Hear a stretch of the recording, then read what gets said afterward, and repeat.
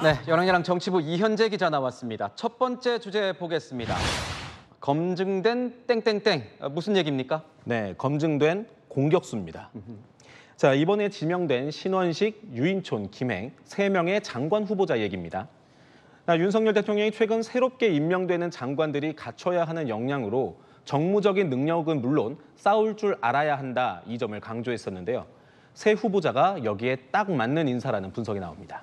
싸울 줄 아는 장관, 세 사람 모두 야당과 싸우는 능력이 어땠습니까? 네, 아주 탁월했다라고 볼 수 있는데요. 자, 우선 국민의힘 의원인 신원식 국방부 장관 후보자, 홍범도 장군 흉상 이전 논란이나 해병대 최상병 사건 등 이런 문제들에서 선봉에 서서 싸운 인물입니다.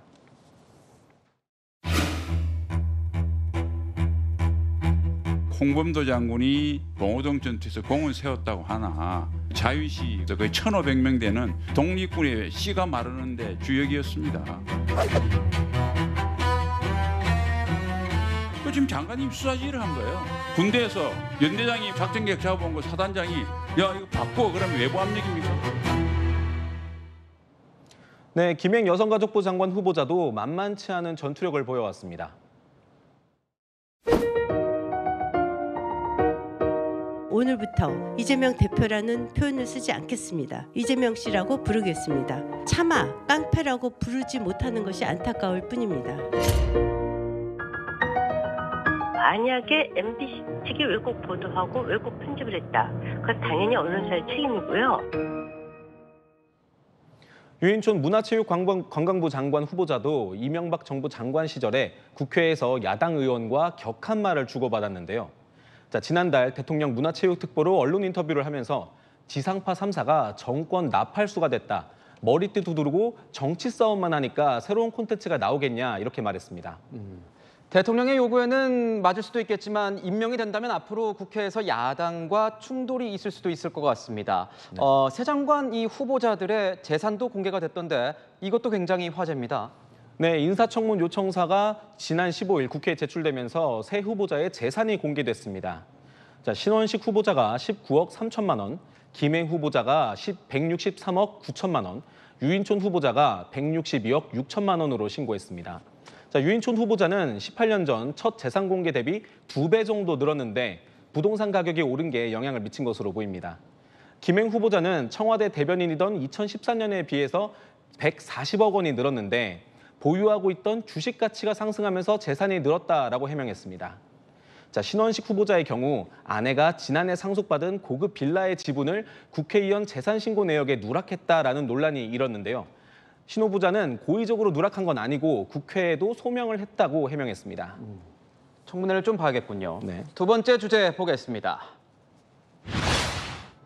네, 끝내 안 가나. 국민의힘은 이재명 대표 단식장을 찾을 계획이 없는 거죠. 네, 지금까지 현재까지는 계획이 없다는 게 맞습니다. 자, 고민을 안 한 건 아닌데 일단 중단을 요구하는 메시지만 내는 것으로 정리했습니다. 이후 이하를 막론하고 이 대표께서는 건강을 해치는 단식을 중단하시기를 정중히 요청합니다. 네, 이제 뒷얘기를 한번 취재해봤는데요. 국민의힘 지도부는 지난 14일 중단 요구 메시지를 내기 전 비공개 전략회의를 했습니다.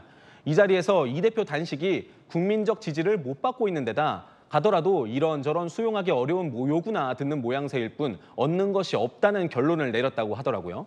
자, 이게 당내 분위기도 비슷합니다. 국민의힘 의원들은 아직 갈 때가 아니다. 이 대표가 병원에 입원하면 그때 단식 마침표 찍어주러 가면 된다. 이렇게 말을 하더라고요.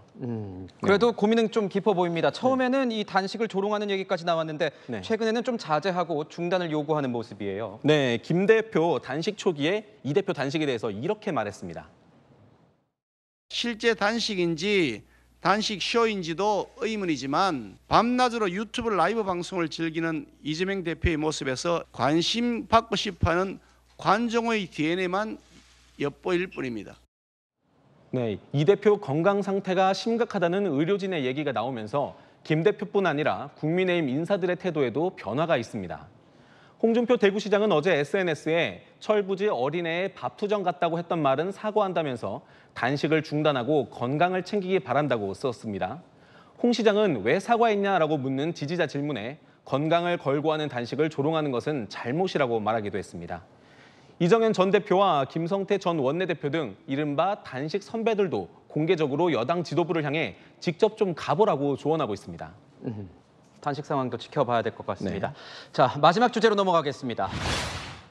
결국 김태우, 오늘 국민의힘이 이 강서구청장 보궐선거 후보로 김태우 전 구청장을 확정한 거죠? 네, 그렇습니다. 이변은 없었습니다.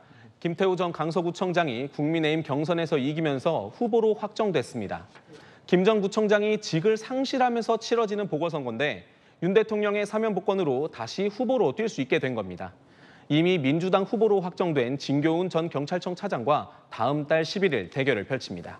그런데 이번 선거 보면 사실 서울구청장 선거 아니겠습니까? 네. 여야 모두 평소보다 조금 더 신경 쓰는 이유가 있습니까? 네, 이게 지금 총선을 앞두고 수도권 민심을 실제로 알아볼 수 있는 바로미터인데다가 여야 지도부의 명운이 걸려 있는 문제이기 때문입니다.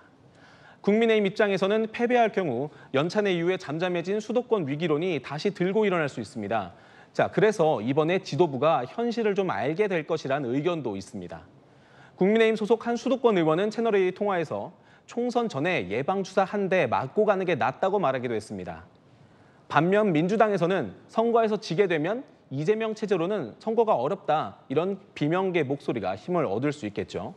단식으로 당을 결집시켜놨는데 그 효과를 잃을 수가 있습니다. 자, 상황이 이렇다 보니 여야 지도부 모두 강서구에 총력을 쏟아부을 수밖에 없게 됐습니다. 네, 지금까지 여랑 야랑이었습니다. 네. 네.